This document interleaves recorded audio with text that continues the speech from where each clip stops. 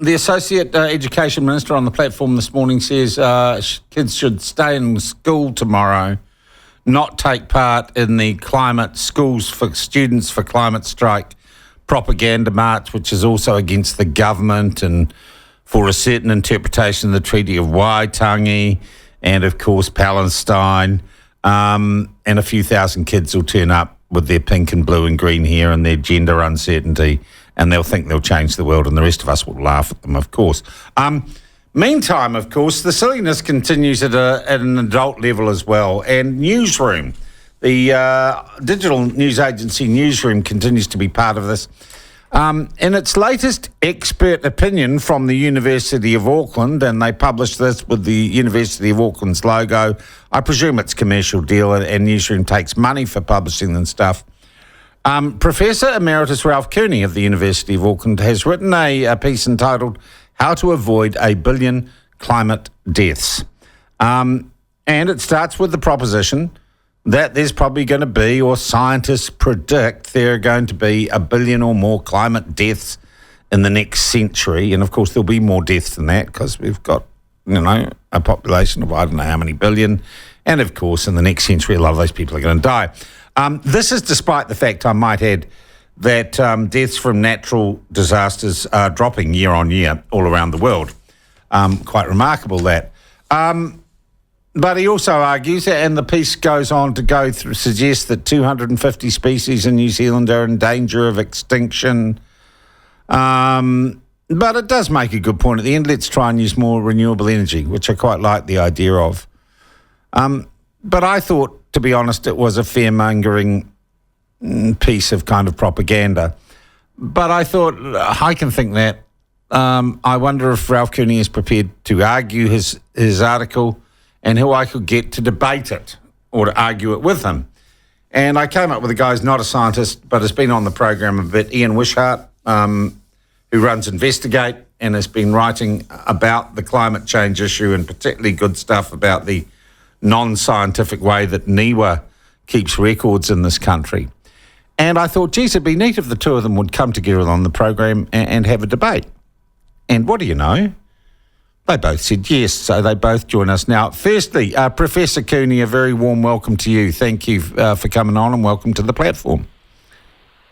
Thank you. Good to be here. All right. And Ian, how are you, my friend? Good morning, Sean. Good morning, Ralph. All right. Ralph, I want to start with you because my reading of your article in Newsroom kicked this off. Could you, in, say, 20, 30 seconds, just give people who haven't read it a précis, the main points of what you're trying to say in this article? Yes.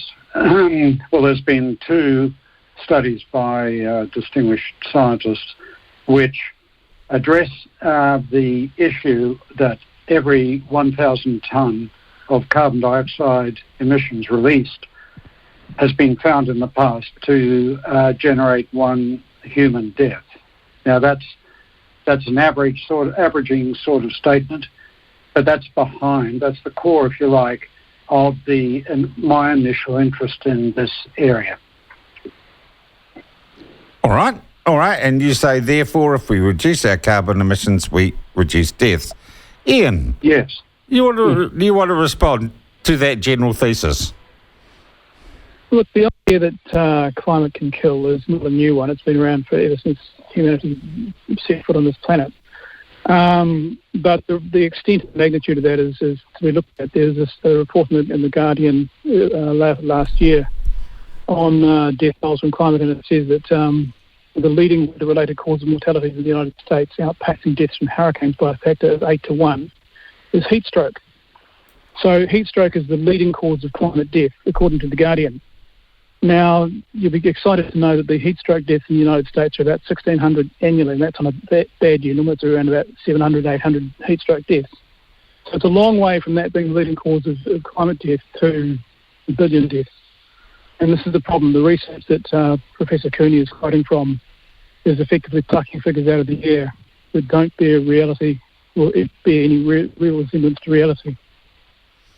Could you respond to that, Ralph? Are you plucking figures from the air? Yeah, I have to Sorry, Ian, but I had a little bit of trouble hearing you. I don't know whether you can get a little bit closer to the microphone.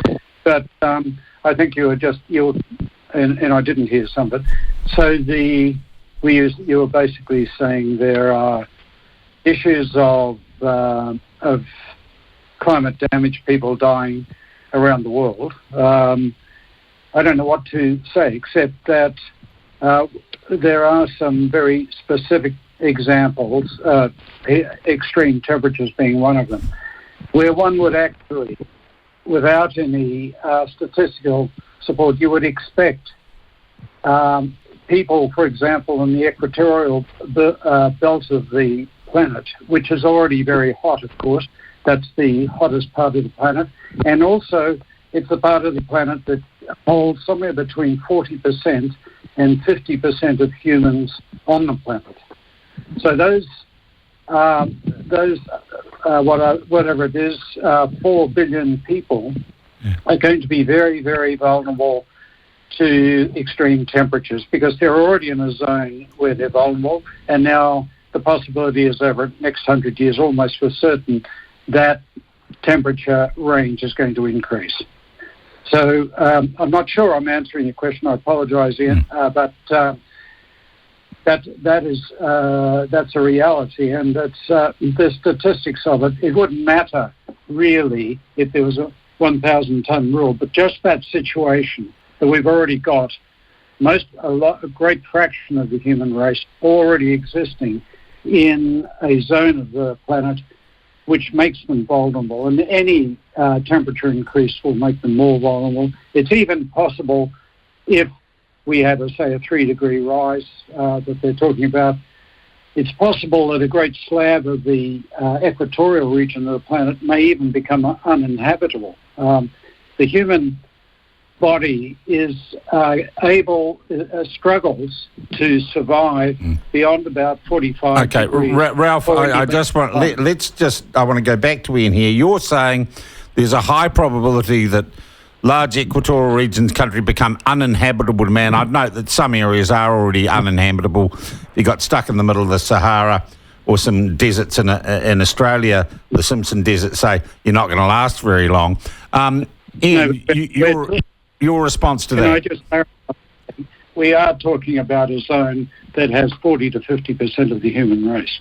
Yeah. Let's just see if that is a scaremongering prediction, though, Ralph, or real science. Ian? Yeah, Ralph's coming from a place of good intentions, but unfortunately the facts he's interpreting are wrong. The study done in 2020, again, a 20-year study on heat deaths, makes the point that the equatorial regions are likely to have fewer heat deaths because the populations are already well adjusted to heat. So an increase of a couple of degrees in the equator is not going to be as damaging as an increase of 2 degrees in Sweden, for example. The stresses on the human body in those different locations are different. Populations who are well adapted, as those studies says, to the climates where they live. So we're not going to see a massive increase in the equatorial regions. The other thing about the study that Ralph's quoting from is that the equator is not where the record temperatures are being set. We are seeing more higher temperatures in the subtropical zones like New Zealand and Australia and Northern Europe. We're not seeing them in the equator, and we're not even seeing records necessarily being broken. When I did my NIWA study a few weeks ago, I was staggered to find out that the NIWA has been quoting false figures, and that in actual fact many record highs from the 1930s and earlier are still in place across Australia, New Zealand and the United States. So we're not seeing maximum temperatures being broken. Global warming, climate change, the equation that they're using is that winters will get warmer. So we're likely to see more warmer winters rather than hotter summers. That's the real equation. So I don't think that this billion deaths is going to come to much, especially as the study recently is saying we're already getting, according to that study, 5 or 6 million deaths a year from climate change. Well, that's a huge, as I said when I opened up, heat stroke is the leading cause of climate death, and there's only 1,600 cases in the entire United States with a population of 330 million. And even if you go to Europe and say 61,000 deaths from heat stroke or heat-related deaths in 2022, it's still a huge factor, huge jump to go from that level to 6 million a year, which is what they say is currently happening, which extrapolates out to 600 million. Yeah, Ralph, where are these 6 million climate deaths a year? They will be, and it's not 6 million. The study's already saying that's already happening. They will be predominantly in areas and in communities that are already at risk, but they will affect all of us.